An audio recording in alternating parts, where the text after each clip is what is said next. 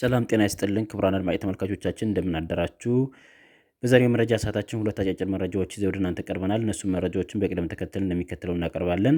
እናንተም አስተያየቶቻችሁን በመስጠት እስከ መጨረሻው ድረስ አብራችሁን እንድቆዩ በአክብሮት እንጋብዛለን። ወደ መጀመሪያው መረጃ ስናመራ የአዲስ አበባ ታክሲዎች ጉዞ ከመጀመራቸው በፊት ክፍያ እንዲሰበስቡ ተወሰነ።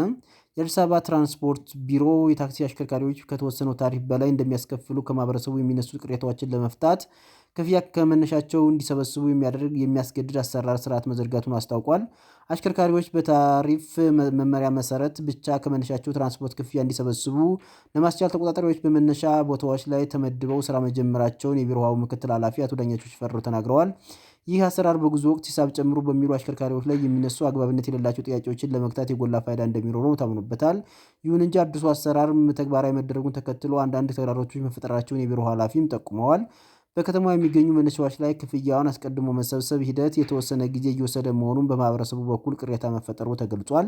በተመሳሳይ አንዳንድ አሽከርካሪዎች መንገድ ከጀመሩ በኋላ ታሪፍ መጨመር አዝማሚያ እያሳዩ መሆኑን ቢሮው አስታውቋል። ይህንን ችግር በዘላቂነት ለመፍታት ማህበረሰቡ የጉዳዩን ፋይዳ በመገንዘብ ተገቢውን ትብብር እንዲያደርግና ህገወጥ አሽከርካሪዎች በተመለከተ ጥቆማ በመስጠት የዜግነት ኃላፊነቱን እንዲወጣ አቶ ዳኛቸው አሳስበዋል።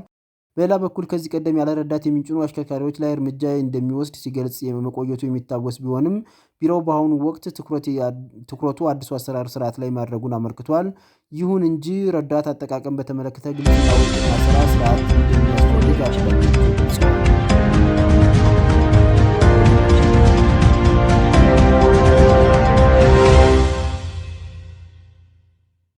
አክራሪ ላይ ከተማ አስተዳደሩ የሚያዳግም እርምጃ ወስዳለሁ አለ። የአዲስ አበባ ከተማ አስተዳደር የቤት ኪራይ ጭማሪ ጣሪያ 11.5% ማድረጉን ተከትሎ ህግ በመጣስ በህገ ወጥ መንገድ የቤት ኪራይ ጭማሪ በሚጠይቁ አከራዮች ላይ ከባድ አስተዳደራዊና ህጋዊ እርምጃ እንደሚወስድ ቤቶች ልማትና አስተዳደር ቢሮ አስታወቀ። በተለይም ተከራዮች ቤቱን ለራሴ ወይም ለዘመዴ ፈልገዋለሁ በሚል ሐሰተኛ ምክንያት በማስለቀቅ በምትኩ ከፍተኛ የኪራይ ዋጋ መጫን የ11.5% ጭማሪን ህጋዊ አስመስሎ በመጫን ተግባር በስፋት እየተስተዋለ ነው። በተጨማሪም አከራዮችን በውል ሰነድ ላይ የከተማ አስተዳደሩ የ11.5% ጣሪያ በመጥቀስ በህግ መንገድ እየተስማሙ በተግባር ግን በአፍ ከፍተኛ ዋጋ በመደራደር ተከራዮችን ለከፍተኛ የገንዘብ ጫና የሚዳርጉ የድርብ ውል አሰራር የተለመደ እየሆነ መምጣቱን የተሰጡ ጥቆማዎች ያመለክታሉ። ይህ ድርጊት በግልጽ ህግ ተጠያቂ የሚያደርግ ህገወጥ ተግባር መሆኑን ቢሮ አስገንዝቧል። በዚህ ረገድ ተከራዮችም ጥንቃቄ እንዲያደርጉ ቢሮ አሳስቧል። በተለይም በአፍ የተጠቀሰውን ከፍተኛ ክፍያ ዋጋ በውል ሰነድ ላይ ካልተቀመጠ ተከራዮች ክፍያቸውን ሁልጊዜ በባንክ በኩል ብቻ እንዲከፍሉ በማድረግ ህገወጥነቱን በማስረጃ እንዲይዙ መክሯል።